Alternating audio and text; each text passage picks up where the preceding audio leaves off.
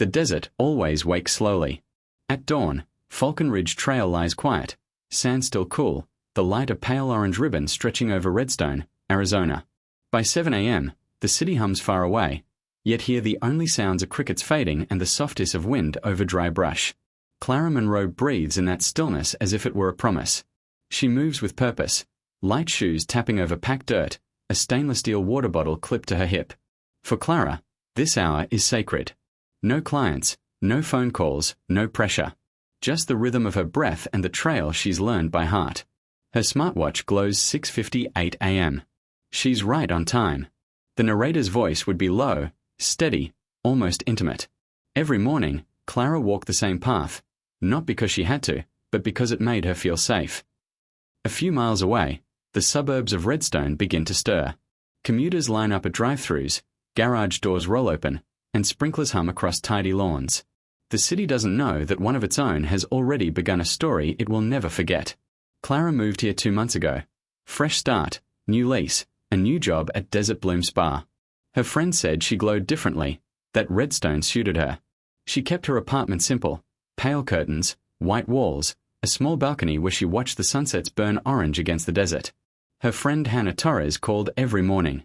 It was their ritual, 2 minutes of gratitude before the day began.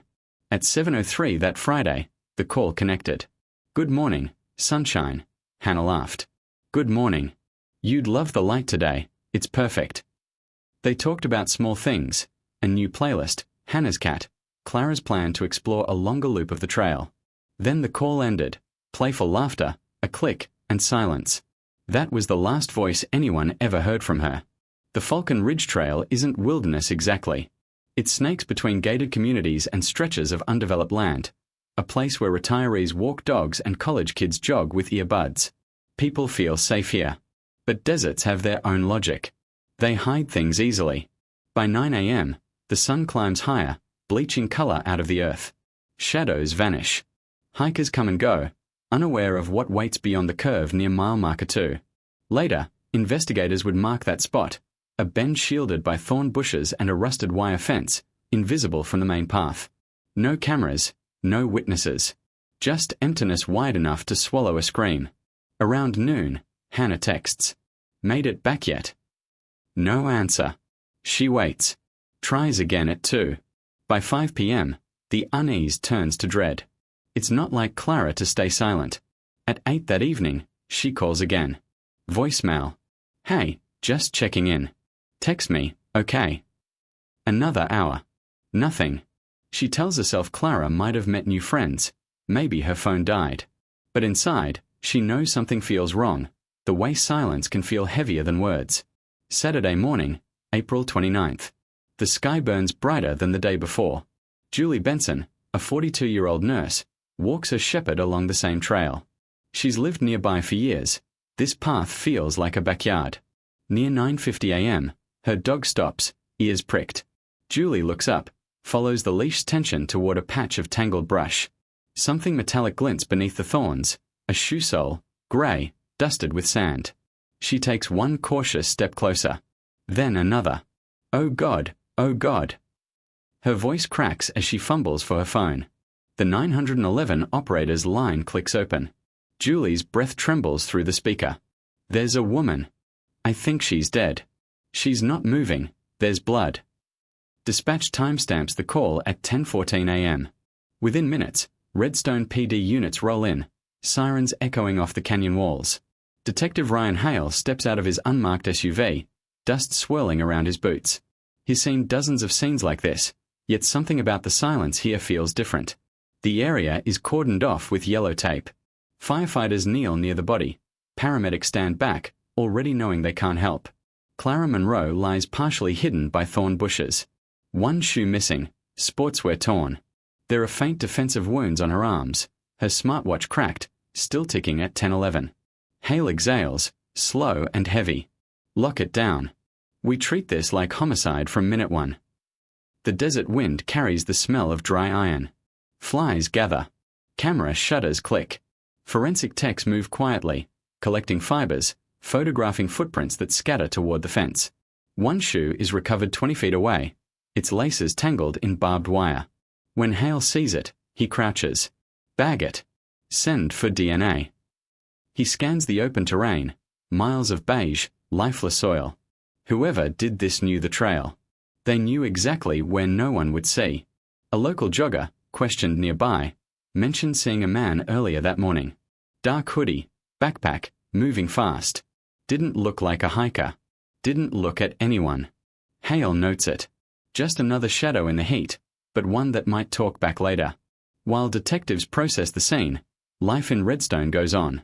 News hasn't broken yet. People buy groceries, mow lawns, sip iced coffee. Hannah Torres, unaware of what police have found, drives to Clara's apartment around noon.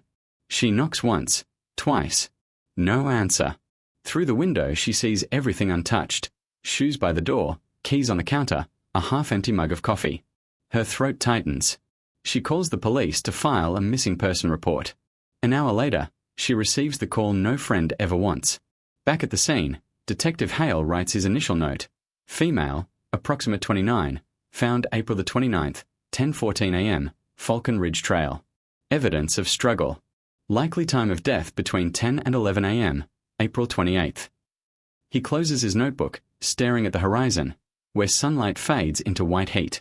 Someone thought the desert would keep their secret, he mutters. They don't know how loud silence can get.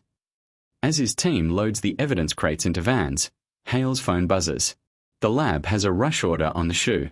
They'll start DNA extraction tonight. He nods once. Then, quietly, let's bring her home. Morning sunlight creeps through the blinds of a quiet apartment on Maple Hollow Drive, cutting thin lines across the wall. On the counter, a phone buzzes again and again. Messages from Hannah Torres. You there? Call me, please. Clara. No answer. The mug from yesterday's coffee still sits on the counter. A single plant leans toward the light, untouched for 2 days. That's when the city begins to notice something's wrong. By the time the 911 call from Julie Benson hits the dispatch board, it's already shaping into something bigger than anyone expected. The transcript is clipped, nervous, full of shaking breath. There's a woman, she's not moving. Is she breathing? No. There's blood. Please, just hurry. Redstone PD responds with 2 patrol cars, 1 paramedic unit, and a detective, Ryan Hale, who's been on homicide detail for 9 years. The area is remote, just enough to feel off the map, though still close enough to suburbia that the radio crackle of incoming officers echoes between stucco walls. The voiceover slows, reflective. When you work homicide long enough, you can tell within seconds what kind of scene you're walking into. This one felt quiet, too quiet. Like the desert was pretending not to know. Detective Hale parks just beyond the yellow tape. The air smells like warm dust and iron. The sun, now high enough to burn through the haze, flattens the landscape into a pale, merciless brightness. Clara Monroe's body lies in partial shadow. 1 shoe missing. Smartwatch shattered. No signs of robbery. No tire tracks or footprints worth reading. Only a few smudged impressions that fade quickly in the wind. Hale kneels near the body, careful not to disturb the brush. His notebook flips open. He writes slowly.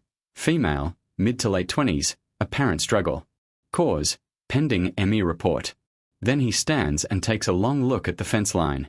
Something catches his eye, the glint of metal. Her missing shoe dangles from the lowest strand of barbed wire, its lace snagged and frayed. Bag that, he says quietly to the tech. Full DNA panel. Rush it. The team moves methodically.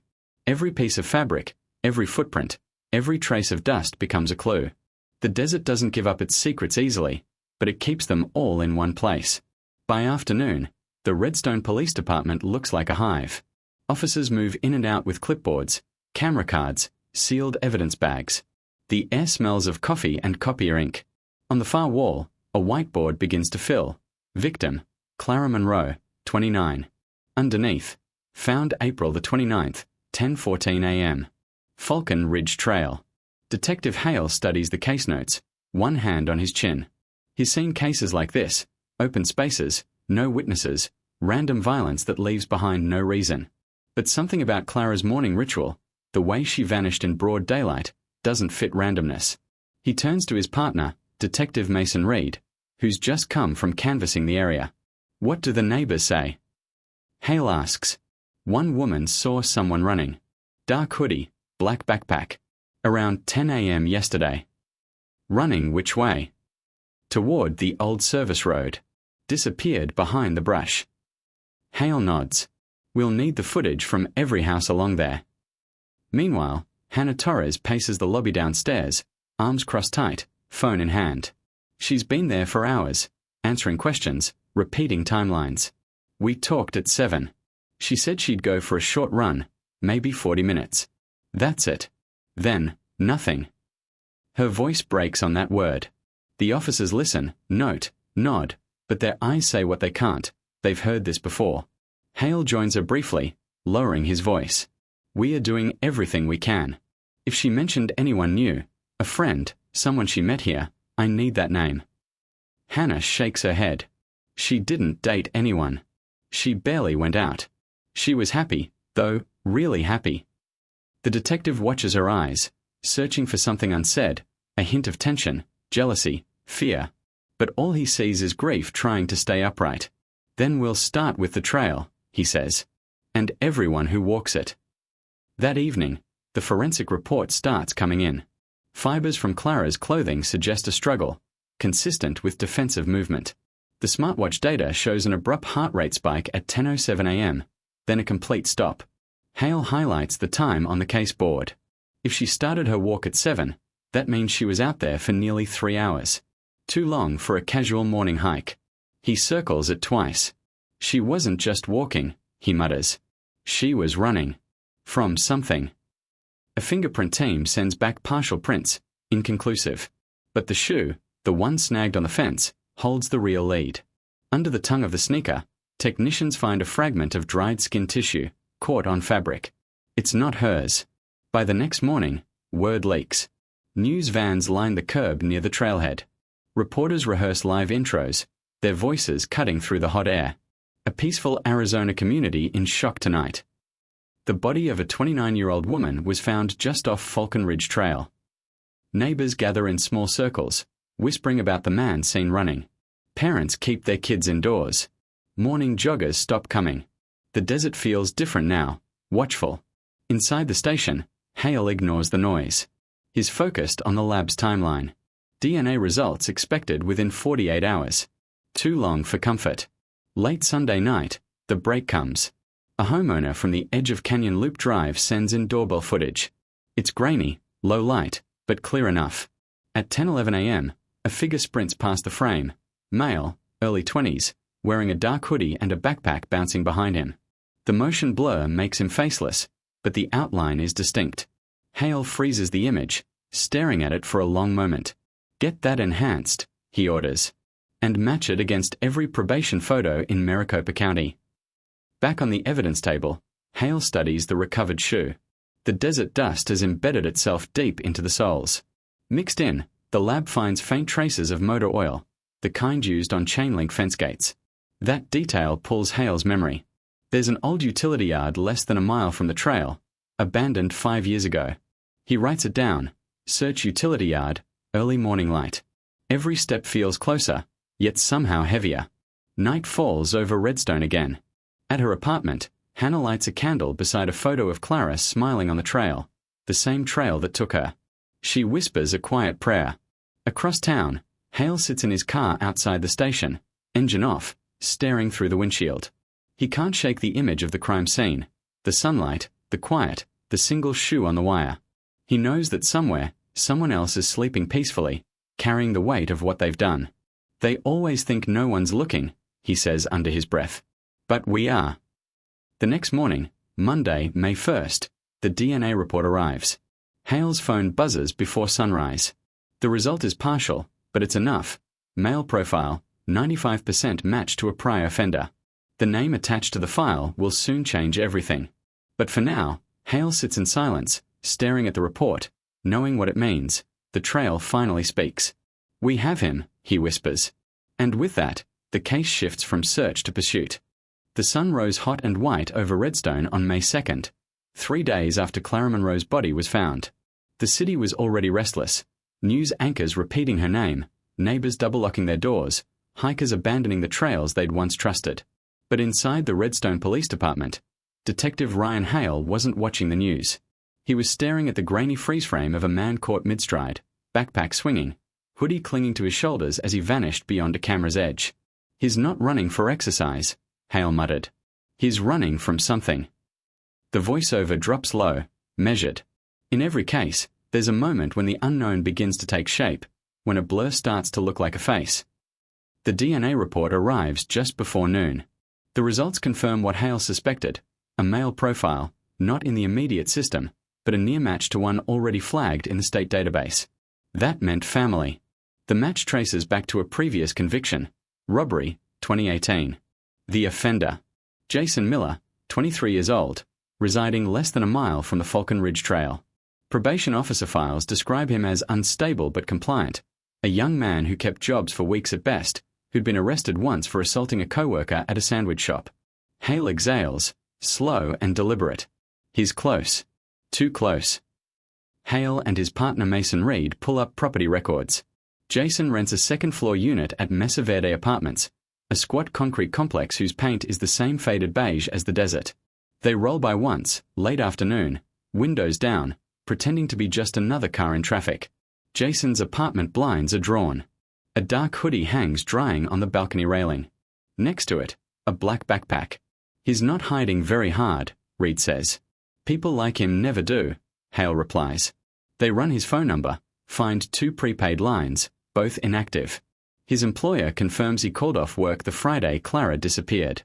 No explanation. That's when Hale knows. The pattern fits. Random target, daytime opportunity, escalating violence. Monday morning, the detectives meet with District Attorney Valerie Kent in her office downtown.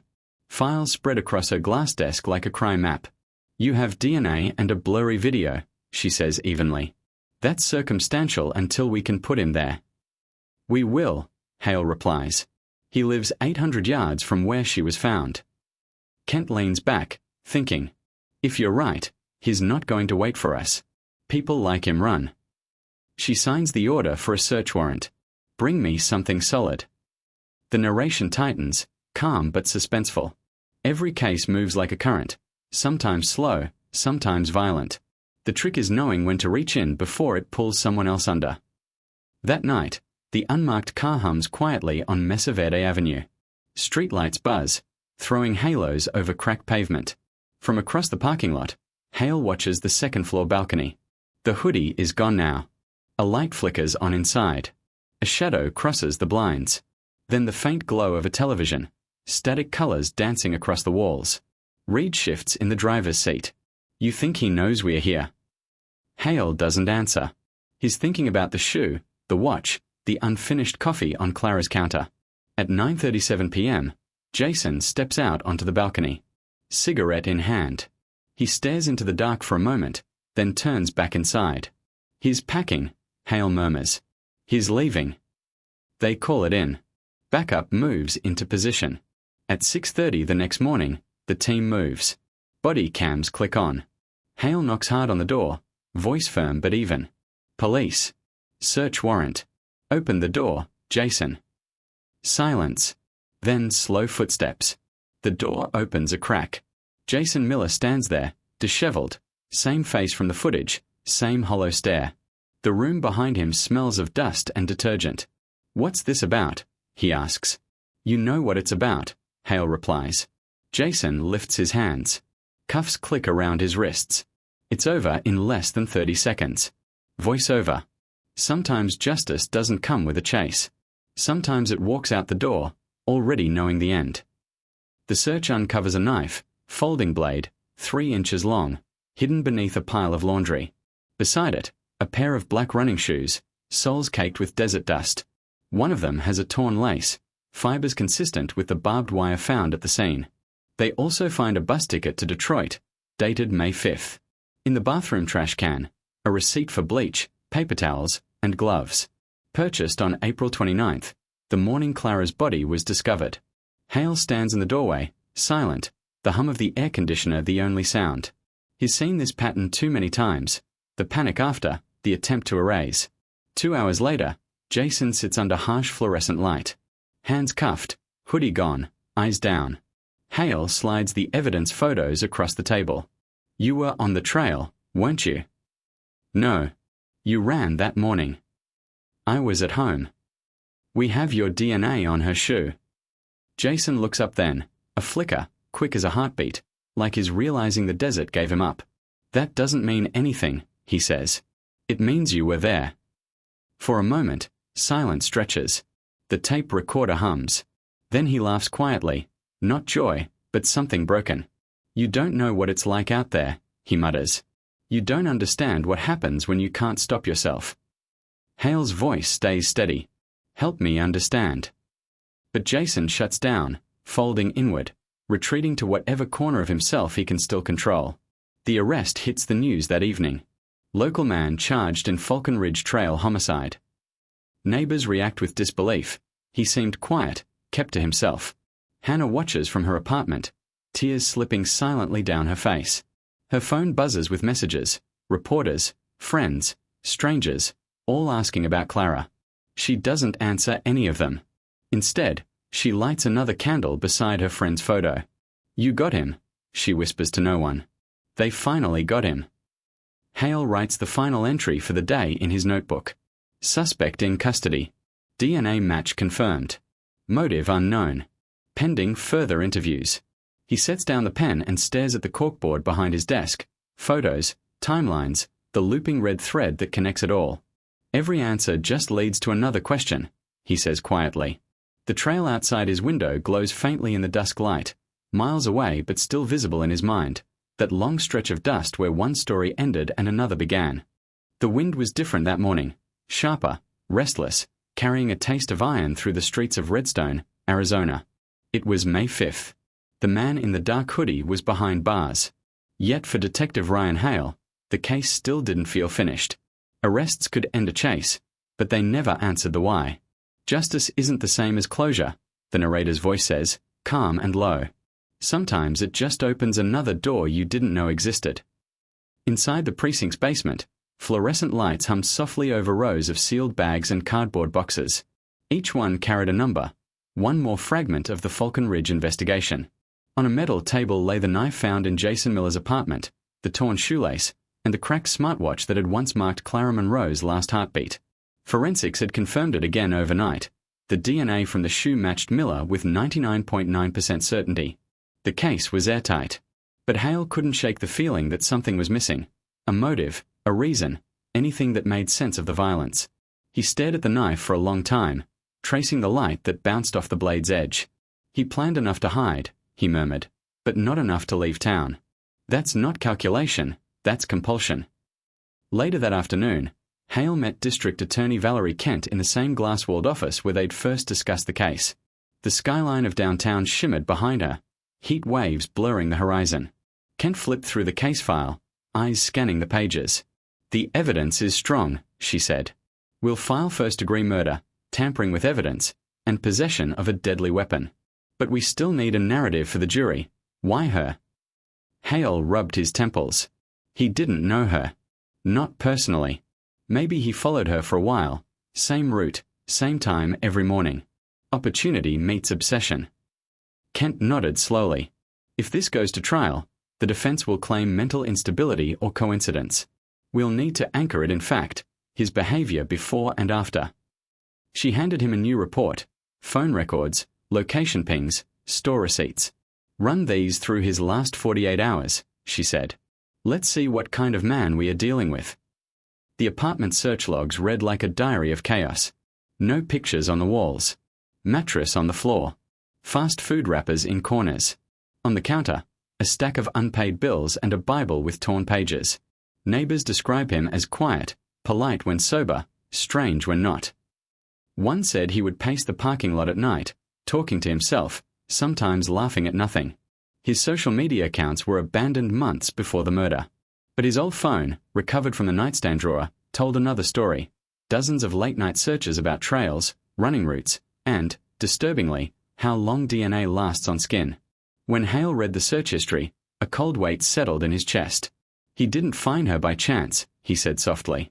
He hunted her by habit. On May 7th, Hale entered the interview room again.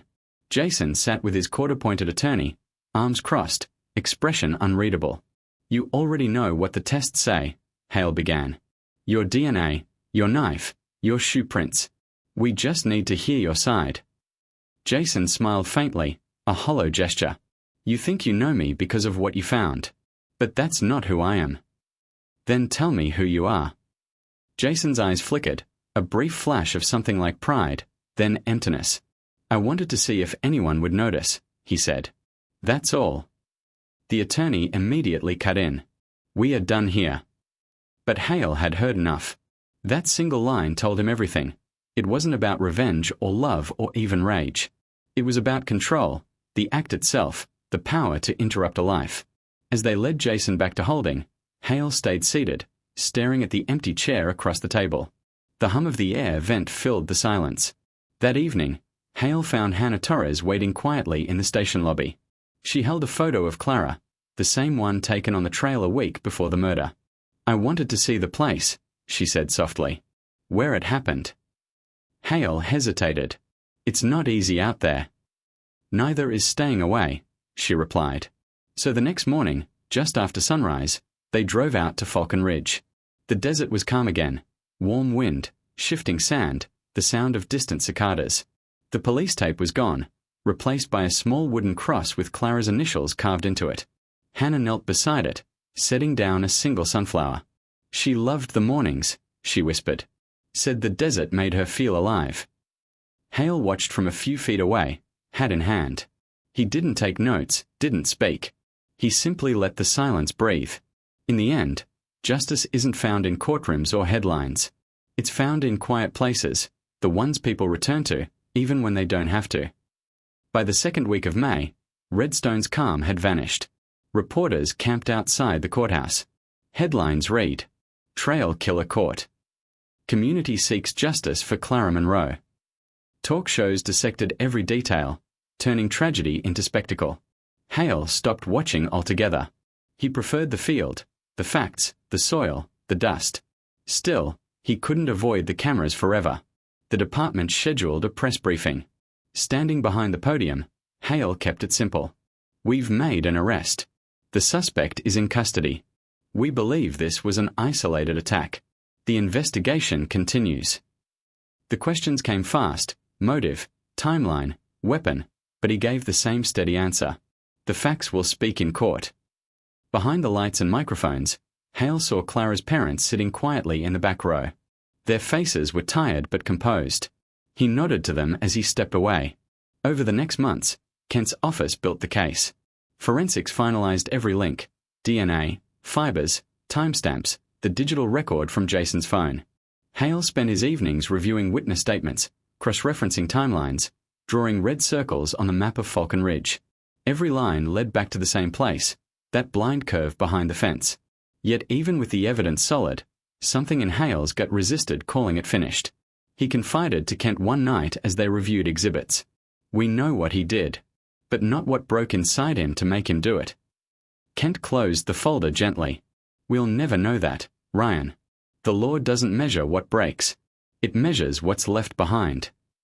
Weeks later, Hale returned alone to the trail one last time. The air was cooler now. The desert sky blushed pink against the rocks.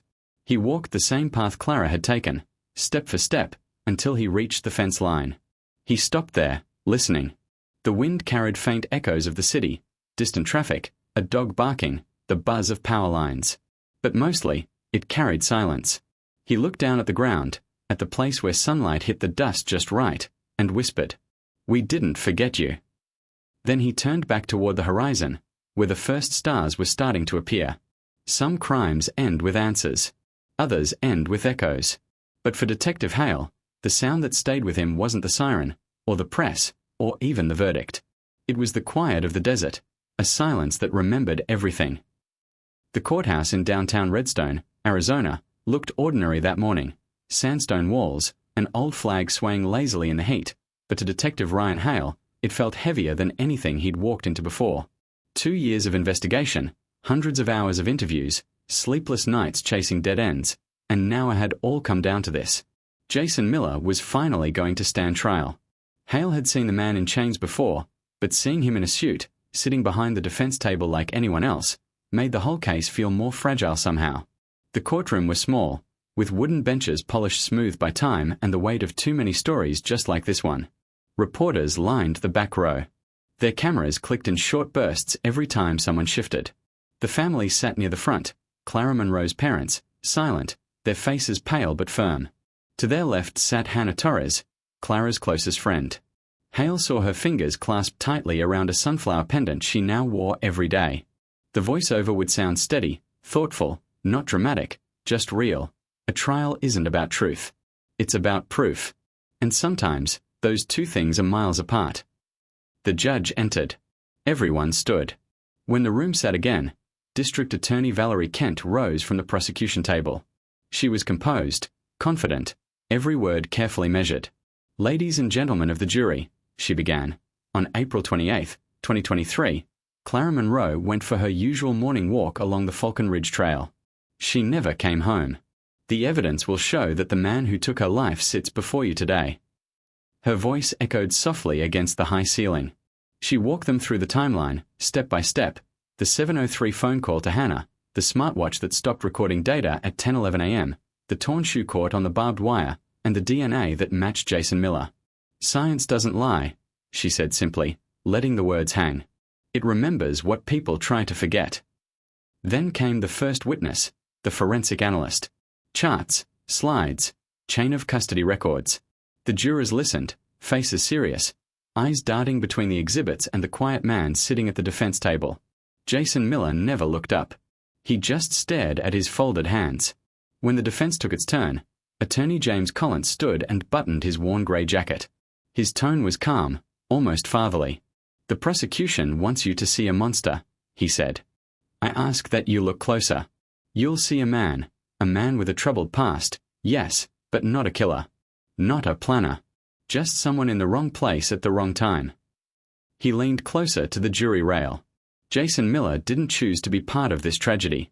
He's a victim, too, of his own mind.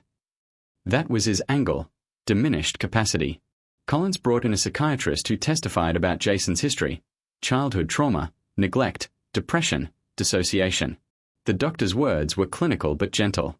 "In my opinion," he said, "Mr. Miller experiences periods of cognitive blackout during stress. He may act without understanding the full consequences." Valerie Kent objected twice, and both times the judge sustained, but the defense didn't need the testimony to be perfect. They just needed the seed of doubt. Hale watched the jurors' faces. One woman nodded slowly. A man in the front row scribbled note. He'd seen it before, how sympathy can slip quietly through the cracks of logic. The next day, Hannah Torres took the stand. She was calm but visibly shaken. She answered every question with quiet precision. "Clara was my best friend," she said. "She'd just moved into her new place. She was happy. She loved the mornings. She said the desert light made her feel alive." Kent asked, "Did Clara know the defendant?" Hannah shook her head. "No. She didn't know him. She didn't even know his name." Hannah paused then, eyes glistening. "She used to call me right after her walks. Every day. That morning, she never called back." The courtroom fell silent. Even Collins didn't cross-examine. The judge's gavel sounded softly, but it couldn't break the stillness that followed her testimony. The prosecution spent 4 more days presenting their evidence. Video footage from the doorbell camera, receipts for bleach and gloves purchased the morning after the killing, and the partial confession Jason had mumbled before his lawyer cut the interview short. "I just wanted to see if anyone would notice." By the time Kent gave her closing statement, the air in the courtroom felt thick. "This was not an accident," she said. "This was not confusion or illness. It was choice.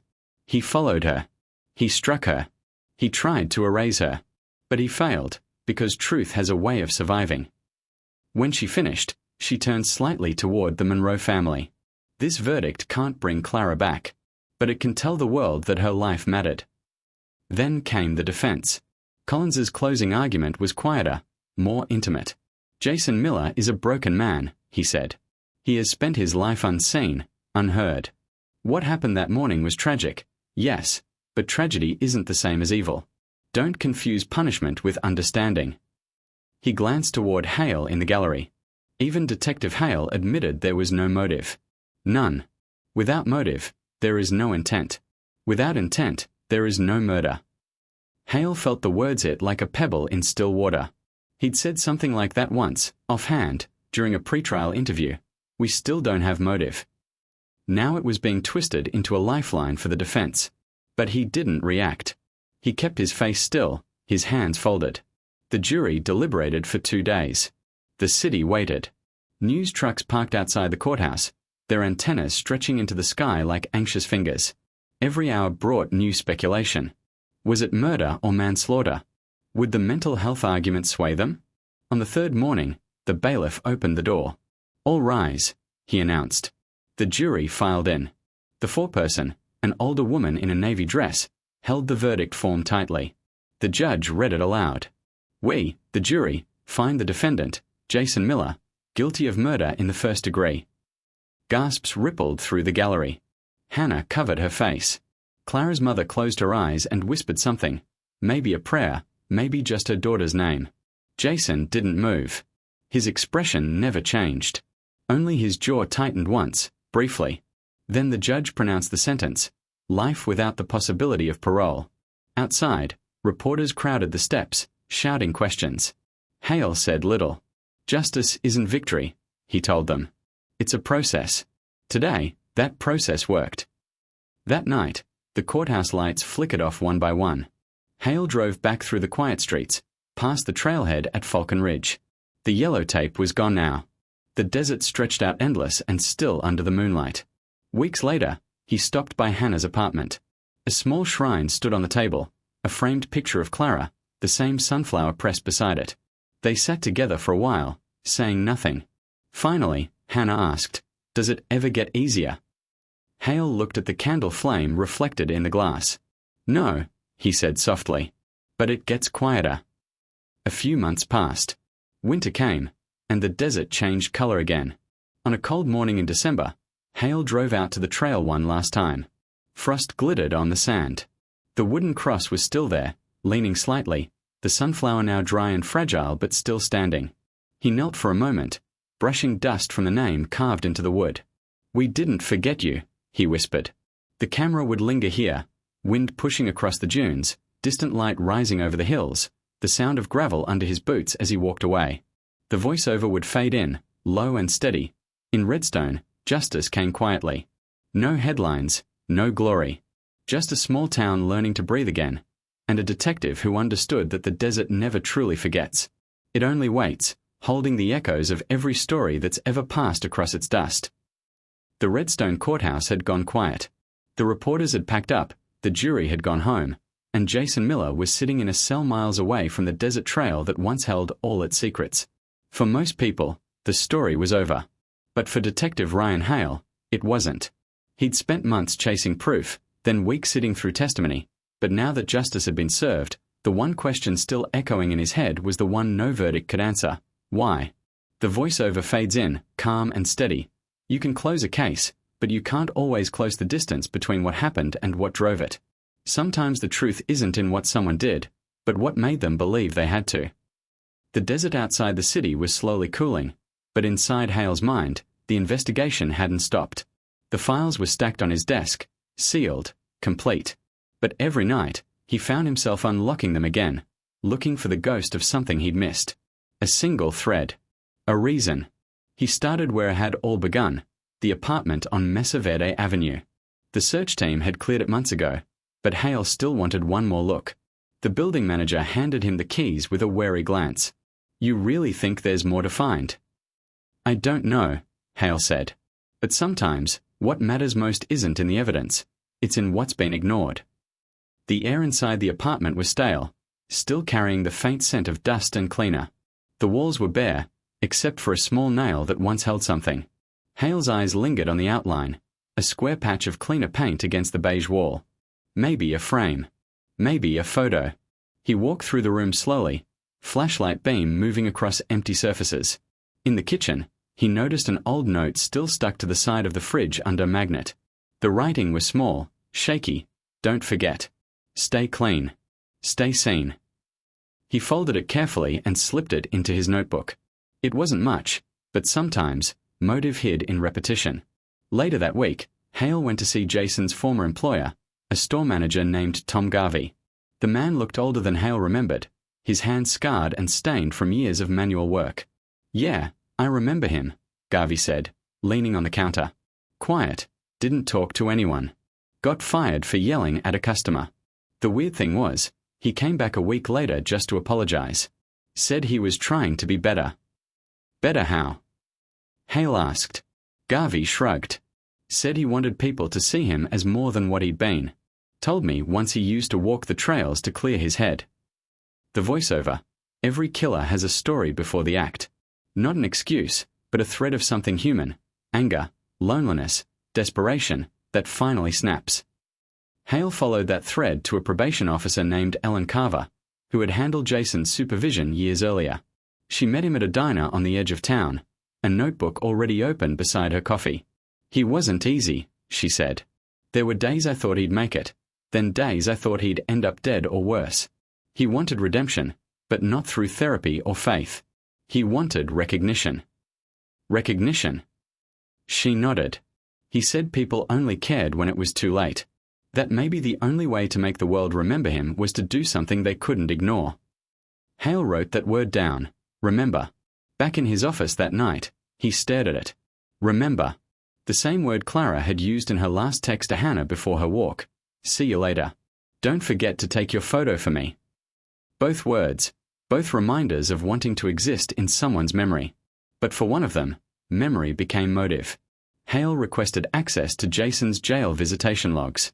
There were few visitors, one public defender, one counselor, and a letter from his mother that was never answered. The letter, now part of the case file, had a line that stood out to him.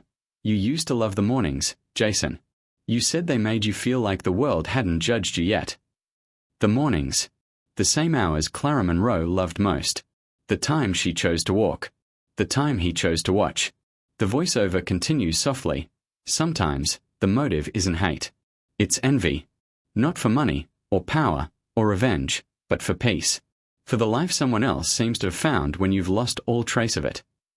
Hale drove out to Falcon Ridge again, this time at dawn. The sky was painted in soft orange and gold, the same light Clara had walked through 2 years earlier. The trail was empty except for the wind. He stood by the fence, where the shoe had once hung, and looked across the dry valley. He thought about Jason's words from that first interrogation. "You don't know what it's like when you can't stop yourself." He did now. Jason wasn't driven by rage, but by emptiness, a need to matter, even if it meant destroying something pure to prove he existed. Later that afternoon, Hale met with Valerie Kent in her office. The blinds were open, the late light painting the room in muted gold. She poured them both coffee and sat down. "You're still digging, aren't you?" she asked. "I just want to understand what snapped," he said. Kent leaned back, studying him. He didn't snap. He drifted. Most people who commit evil don't explode, they erode. Piece by piece. Until one day, there's nothing left but what they've done. She looked at him for a long moment, then added quietly, "You did your job, Ryan. Let that be enough." But it wasn't. That night, Hale opened his notebook again. On the last page, he wrote what he'd come to believe. Motive is the shadow of meaning. You can chase it forever, but it always stays one step behind. Months passed. Redstone moved on. The Falcon Ridge Trail reopened, and new hikers came every morning. The town built a memorial bench by the cross, engraved with Clara's name and the words, "Loved by the desert she walked." Hannah visited often. So did Hale, though never together.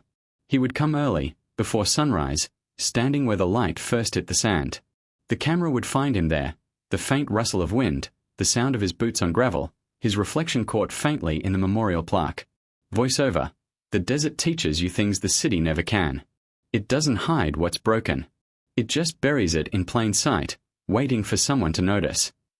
He sat for a while, tracing the edge of the bench with his fingers, feeling the rough grooves of her name. For the first time in a long while, he let himself close the notebook for good. On his way back to the car, a young woman passed by, earbuds in, jogging the trail with a bright orange jacket. Hale paused, watching as she disappeared into the sunlight. He waited until she was out of sight before turning away. The wind shifted. Dust rose and swirled, catching the sun in a golden haze. In Redstone, the final voiceover says, low and steady, justice found its answer. But understanding stays in the shadows. Because some stories don't end when the verdict is read. They fade quietly into the dust, carried by the wind, remembered only by those who keep listening. He looked out once more across the horizon before walking toward his car, the desert stretching endlessly around him, silent, vast, and eternal. It had been almost a year since the trial ended. The people of Redstone no longer whispered Clara Monroe's name with fear, but with quiet reverence. The Falcon Ridge Trail had returned to life, runners in the morning, hikers at dusk, couples watching the sun burn out behind the hills. The desert, like everything else, had begun to heal. But Detective Ryan Hale still woke before dawn every day, long before the first light hit the sky. He sat on his porch most mornings, coffee cooling beside him, listening to the faint hum of the highway and the low rustle of wind in the cactus field across the road. It wasn't guilt that woke him. It was habit. The kind of rhythm that sticks after years of chasing what's broken. He used to think closing cases meant closing wounds. Now he knew better. Voiceover, low and reflective. Time doesn't erase the past. It only teaches you how to live beside it. He drove back to the station that morning, though he didn't have to. The Redstone Police Department had new detectives now, younger ones who worked faster, who lived on energy drinks and radio chatter.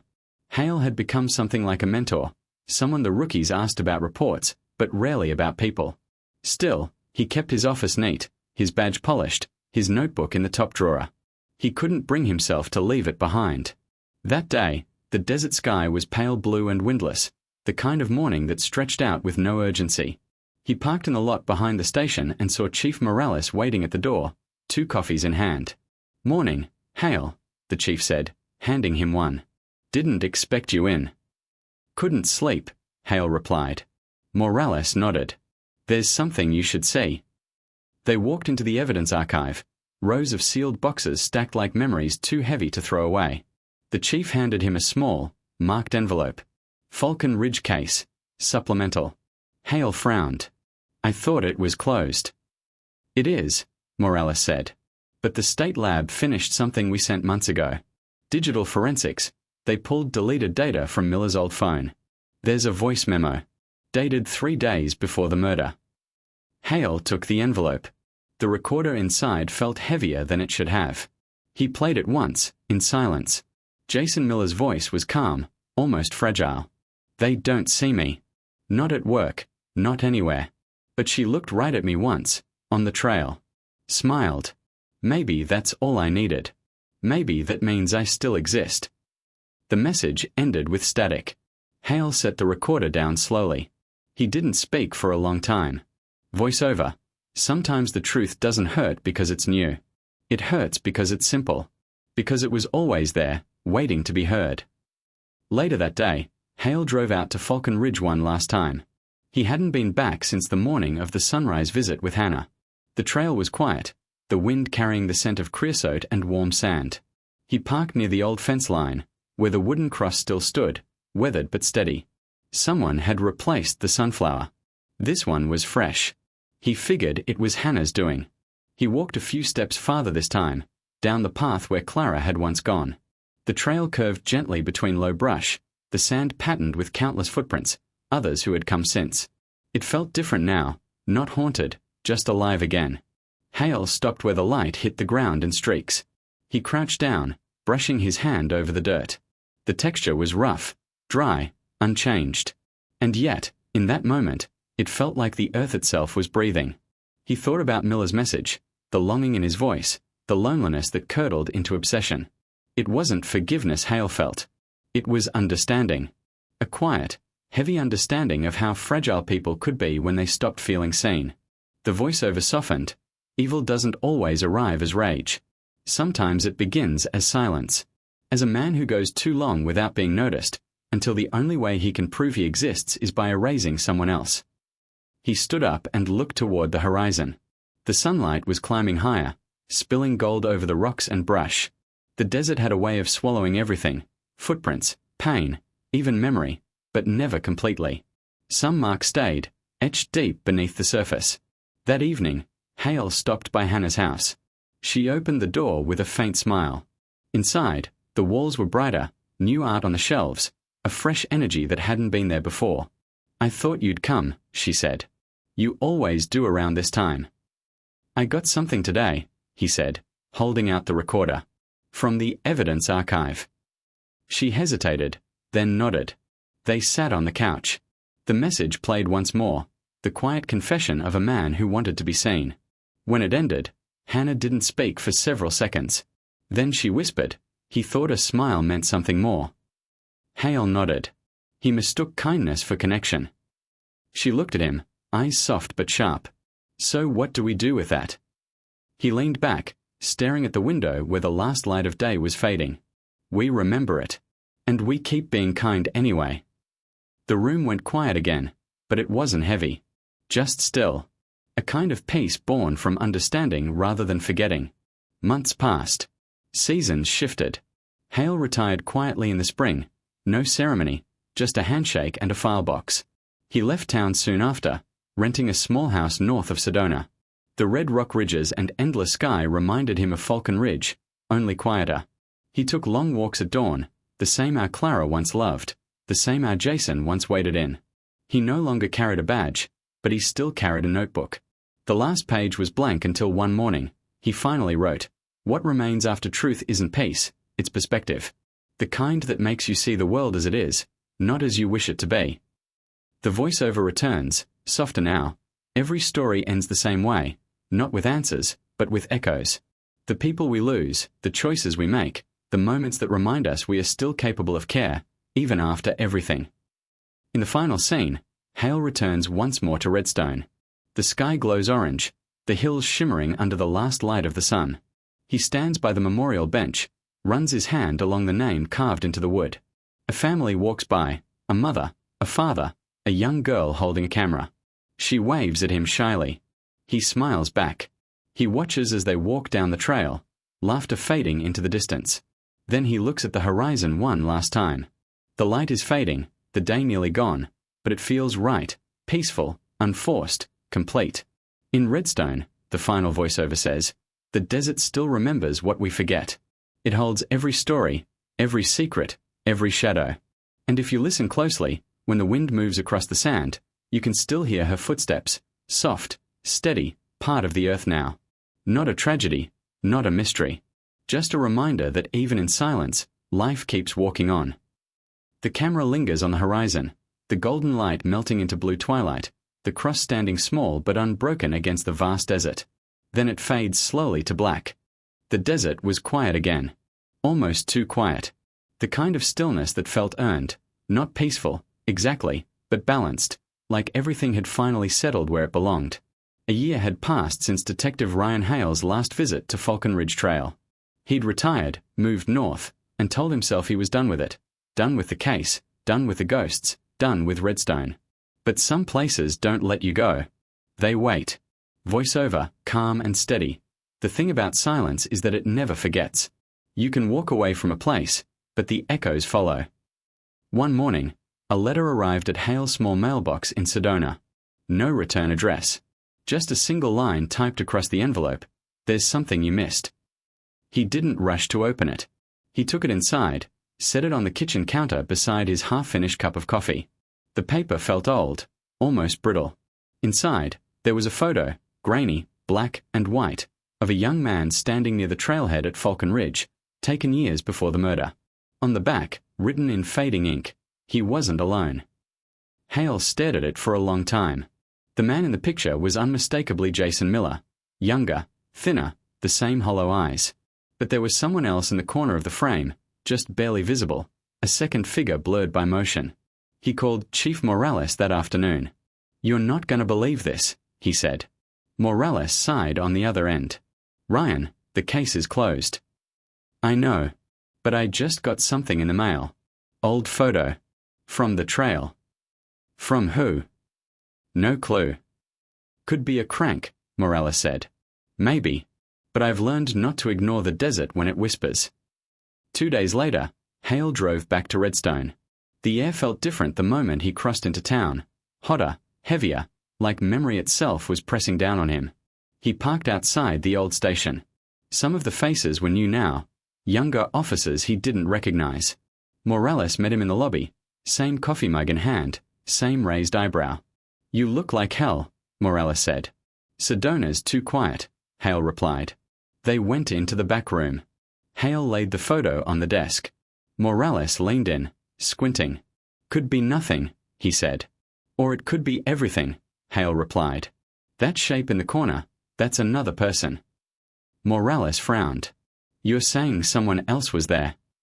"I'm saying I don't like coincidences. We thought Miller was acting alone.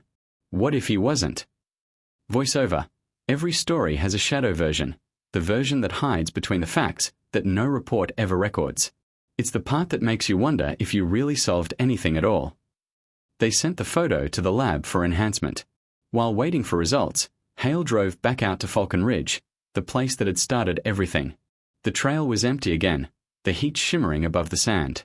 The wooden memorial cross was still there, the sunflower replaced again, newer now. Someone was still tending to it.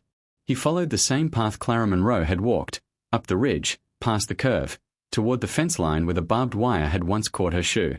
Everything looked the same. But there was something else this time, a small can of rocks stacked deliberately beside the fence post. It hadn't been there before. He knelt, brushing away the sand. Beneath the top rock was a folded note, sealed in a plastic bag. His name was written on it. He opened it slowly, the handwriting neat but hurried. He watched her too. I didn't stop him. I should have.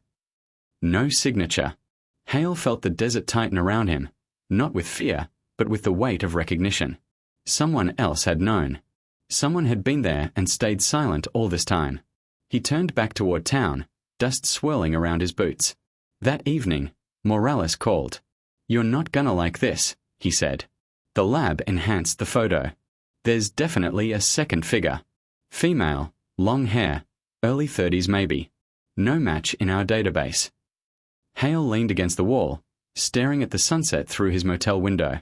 "Someone who knew both of them," he said. "Or someone who followed her before Miller did." "Ryan," Morales said, "you realize this changes nothing. He's still guilty." "I'm not chasing innocence," Hale said quietly. "I'm chasing the truth." Voiceover. Justice and truth aren't the same thing.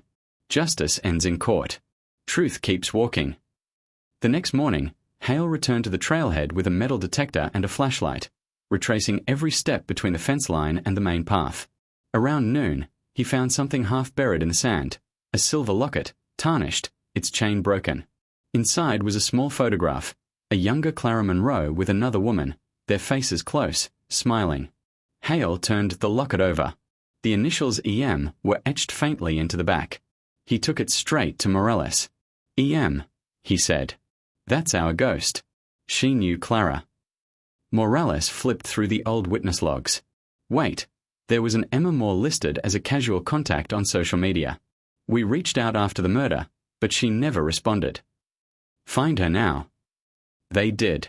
Emma Moore was living in Flagstaff under a different name, working at a diner off the interstate. When Hale found her, she froze the moment she saw the badge clipped to his belt. "I knew this day would come," she said softly. They sat outside behind the diner, the sound of trucks roaring past. "I didn't kill her," Emma said. "But I saw him that day. Jason.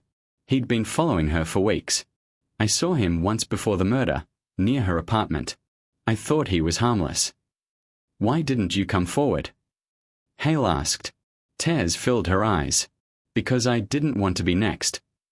Hale leaned back, watching the highway lights blur by. He couldn't hate her for it. Fear does strange things to people. She handed him something small, a USB drive. "I found this in my old phone. A picture from that morning. I never deleted it. Maybe it'll help you understand." When Hale opened it later, the image was clear, a candid shot of Clara, smiling as she tied her shoelace on the trail, sunlight in her hair. In the distance, the shadow of a man stood near the brush. And behind him, farther back, another figure, a woman, half-turned, watching. Voiceover. Truth isn't always a revelation. Sometimes it's a mirror. You think you're seeing the past, but really, it's seeing you. By the time Hale left Flagstaff, the sky had gone dark and the stars had come out sharp and clean. He didn't send in the new evidence. He didn't reopen the case. He simply filed the photo in his old notebook and drove back to Sedona. When he got home, he stood outside for a long time, staring at the desert stretching endlessly under moonlight. The wind moved through the brush, carrying the same dry whisper he'd heard since the beginning. He whispered back, "I know." Voiceover, final. The desert doesn't give you closure. It gives you clarity. Some truths don't need to be spoken. They just need to be carried. Because out here, under all this sky, silence is the only thing that tells the whole story. The last image fades on Hale walking back toward his house, the silver locket glinting faintly in his hand. The horizon glows pale gold with the first hint of morning, proof that even after everything, the desert keeps its secrets, and the light always returns.